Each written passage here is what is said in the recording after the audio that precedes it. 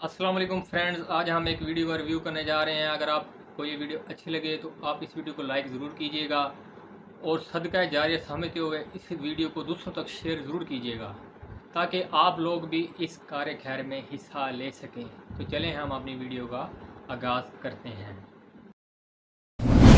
Islamic और Christian scriptures की भी कुछ कहानियां हैं जो माइथोलॉजी है। इवन दो प्रॉफिट मोहम्मद और जीसस क्राइस्ट हिस्टोरिकल फिगर्स हैं, लेकिन जो मिरेकल्स की कहानियां इनसे अटैच करी जाती हैं वो हिस्टोरिकल नहीं है। ना तो साइंटिस्ट ना ही हिस्टोरियंस उन्हें सच मानते हैं। तो ये सिर्फ मेरी पर्सनल राय नहीं है। चाहे ये जीसस क्राइस्ट की कहानी हो कि कैसे उन्होंने पानी को वाइन में बदल दिया, या फिर प्रॉफिट मोहम्मद की कहानी कि कैसे उन्होंने चांद को अपनी तलवार से 2 हिस्सों में बांट दिया। इंडियन यूट्यूबर ध्रुव राठी ने अपनी एक लेटेस्ट वीडियो के अंदर हिस्टोरिकल और रीजनल मैथोलॉजिकल कहानियों का जिक्र करते हुए कुरान मजीद के अंदर मौजूद एक वाकया शकुल कमर का जिक्र किया और बताया कि ये भी रामायण और क्रिश्चियनिटी के अंदर मौजूद देव मलाई किस्से कहानियों की तरह का बस एक वाकया है जिसे ना तो साइंस को सपोर्ट करती है और ना ही हिस्ट्री।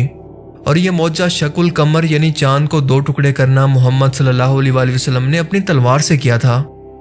पहली बात तो यह है कि कुरान और सही हदीस के अंदर इस मौजे का जिक्र मौजूद है, पर यहाँ पर किसी भी तलवार का कोई जिक्र मौजूद नहीं। ये मुशरिकीन मक्का के चैलेंज करने पर या फिर इनके मुतालबा करने पर अल्लाह ने मौजा दिखाया था, ना कि मोहम्मद सल्लल्लाहु अलैहि वसल्लम ने खुद से।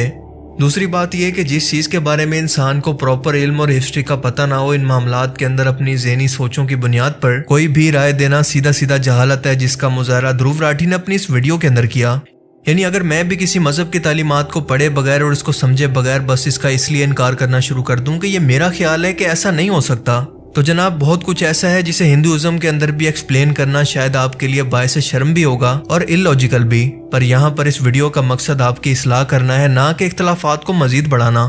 आपके ये अल्फाज सीधा सीधा कुरान करीम की आयात का इनकार है और मजहब किसी भी शख्स के लिए सबसे सेंसिटिव मामला हुआ करता है। सो अपने गुमान या खुद की कम इल्मी की वजह से मजहब जैसे मामलात पर अपनी राय देने से पहले इसकी बाकायदा तहकीक कर लिया करें।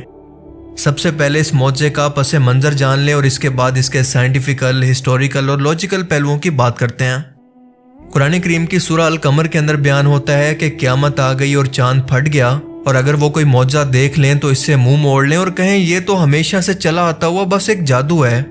कुरान करीम की इन आयात ने शकुल कमर के वाकया को एक मौजा के तौर पर बयान किया है। ये मौजा क्योंकि रसूलुल्लाह सल्लल्लाहु अलैहि वसल्लम के दौर के अंदर जाहिर हो चुका है, लिहाजा कुरान करीम ने इसको माजी में यानी एक गुजर चुके वक्त के तौर पर बयान किया है, जिसका मतलब यह है कि अब इस वाक़े के कोई आसार मौजूद हो भी सकते हैं और ऐसा भी मुमकिन है कि बिल्कुल मौजूद ही ना हो, क्योंकि ये आम हालात से हटकर एक मौजा था जो कि कानून कुदरत को तोड़कर जाहिर हुआ।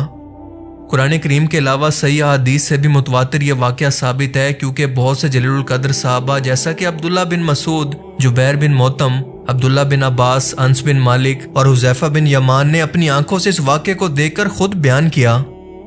दरअसल ये वाक़या कुछ यूं है कि रसूलुल्लाह सल्लल्लाहु अलैहि वसल्लम के पास मुशरिकों का एक गिरोह आता है जिसके अंदर वलीद बिन मुगीरा, अबू जहल, आस बिन वाइल, आस बिन हशाम, असवद बिन अब्दुल मुत्तलिब और नज़र बिन हारिफ शामिल थे।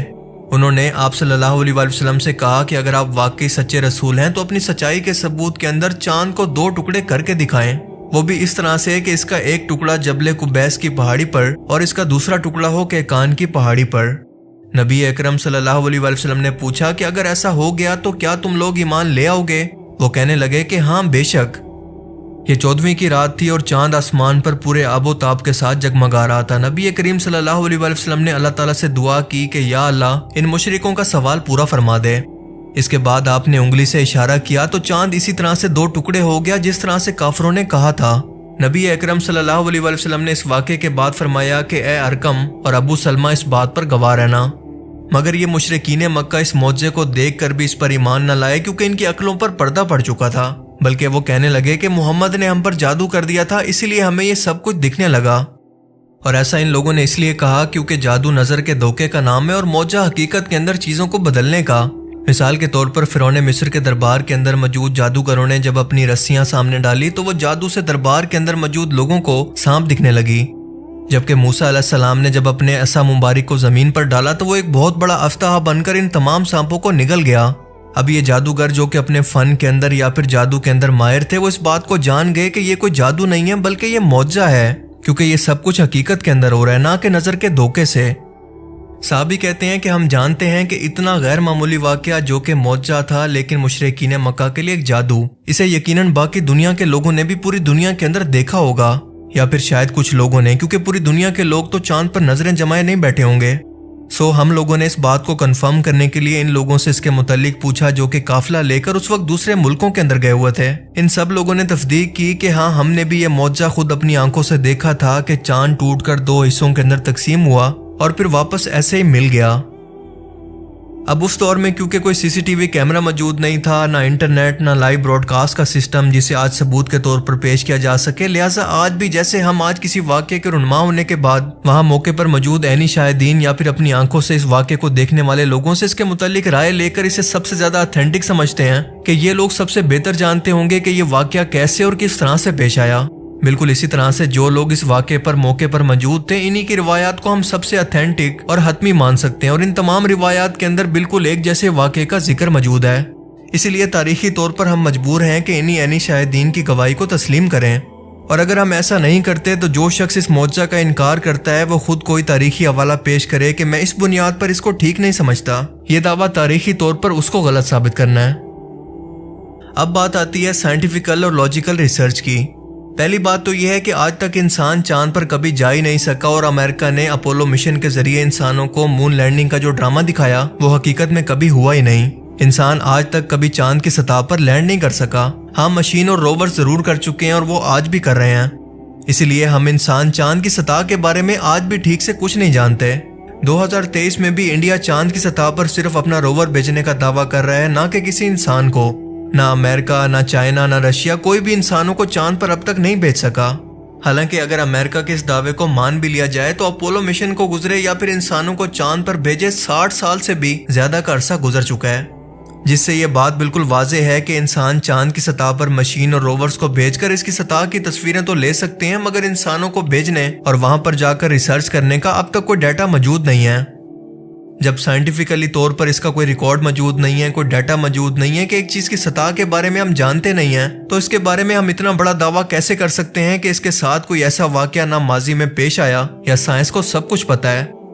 سائنس کا علم تو ہر لمحے کے ساتھ ایوالو ہوتا ہے یا پھر چینج ہوتا رہتا ہے، تو آج کے موجودہ سائنسی علم کی بنیاد پر یہ دعویٰ کرنا تو سراسر جہالت ہے، جس کا ثبوت ہے یہ ریما ایریڈیس۔ اپولو 10 نے چاند کی بہت ہی قریب سے تصویر لی، جس کے اندر چاند پر ایک بہت بڑا نشان نظر آیا جو کہ دراصل ایک دراڑ کی صورت میں موجود تھا۔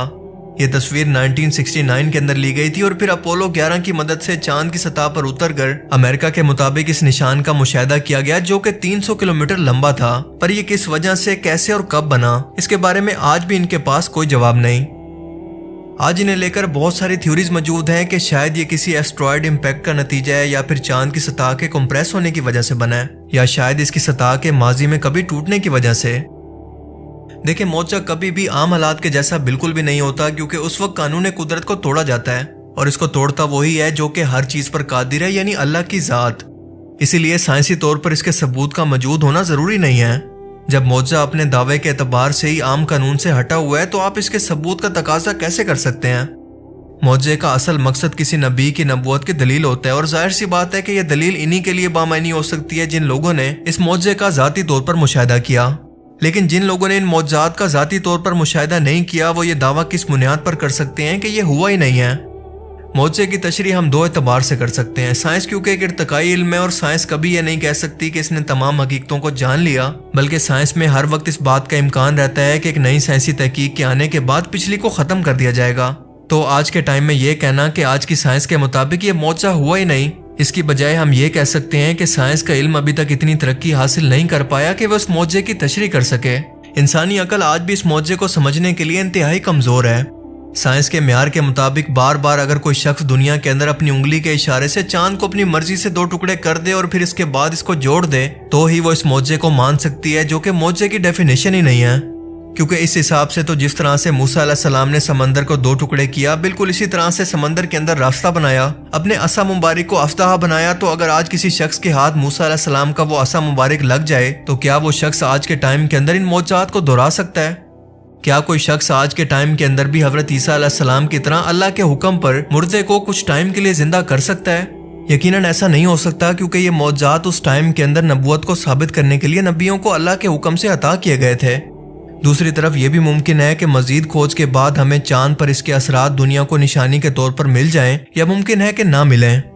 لیکن جب تک سائنس اپنے آپ کو اتنا ایوالو نہیں کر لیتی کہ ہم چاند پر موجود ان نشانیوں کو سمجھ سکیں، ان دراڑوں یا پھر ٹوٹنے جیسے نشانوں کو ایکسپلین کر سکیں کہ یہ کہاں سے کب اور کیسے بنے، اس سے پہلے واقعہ شق القمر کے بارے میں یا پھر قرآن پاک کے بارے میں یہ کہنا کہ اس کے اندر بیان کیے گئے الفاظ کچھ ایسے ہیں کہ یہ کسی قصے کہانی سے زیادہ کچھ نہیں ہے، یہ کہنا بالکل غلط ہوگا۔ اور لاجک یہ کہتی ہے کہ ہو سکتا ہے کہ چاند کی سطح پر یہ موجود تو ہو لیکن انسان اس کو اب تک ڈھونڈ نہ پائے ہو۔ مثال کے طور پر چاند کے ساؤتھ پول کی مثال لے لیں، جہاں پر ہمیشہ اندھیرا رہتا ہے اور اب تک انسان کی بنائی گئی کوئی بھی مشین وہاں پر نہیں جا سکی۔ انڈیا کا چندریان مشن بھی ساؤتھ پول کے آخری کنارے پر ہی لینڈ کروایا گیا ہے، نہ کہ ساؤتھ پول کے بالکل ڈارک سائڈ کے علاقے پر۔ سو لاجیکلی یہ بات سینس بناتی ہے کہ جس علاقے کو بالکل اندھیرے کی وجہ سے آبزرو ہی نہیں کیا گیا، اس کے درمیان کے حصے کے اندر کیا کچھ موجود ہو سکتا ہے، اس کے بارے میں ہم بنا دیکھے کوئی دعویٰ بھلا کیسے کر سکتے ہیں؟ یہ بات عقلی طور پر بھی سینس نہیں بناتی۔ اپنی کمزوری اور کم علمی کو آخر ہم مذہب کے اوپر کیوں ڈالنا چاہتے ہیں؟ آج کا جدید دور معجزوں کا دور نہیں ہے بلکہ یہ سائنس اور ٹیکنالوجی کا دور ہے، اور سائنس اور ٹیکنالوجی کے اس دور کے اندر اللہ تعالیٰ کا سب سے بڑا معجزہ ہے یہ قرآن کریم، جس میں شک کی کوئی گنجائش نہیں۔ اور اگر کوئی گنجائش پیدا بھی ہوتی ہے تو ہمیں آج کی ماڈرن سائنس کو بلیم کرنا چاہیے یا پھر اپنی عقل کو کہ ہم اس کو نہیں سمجھ پا رہے۔ ہماری عقل کمزور ہے، نہ کہ خالق کے الفاظ۔ اللہ تعالیٰ ہمیں سمجھنے کی اور نیک عمل کرنے کی توفیق عطا فرمائے، آمین۔ دوستو اگر آپ لوگوں نے ابھی تک اس ویڈیو کو لائک نہیں کیا تو لائک کر دیں، برائے مہربانی آپ اس ویڈیو کو لازمی لائک کر دیں۔ لائک کرنے سے ہماری حوصلہ افزائی ہوتی ہے تاکہ ہم آپ کے لیے مزید اسی طرح کی انفارمیٹیو ویڈیو لاتے رہیں۔ تو دوستو اسی کے ساتھ ہمیں اجازت دیجیے گا، اللہ حافظ۔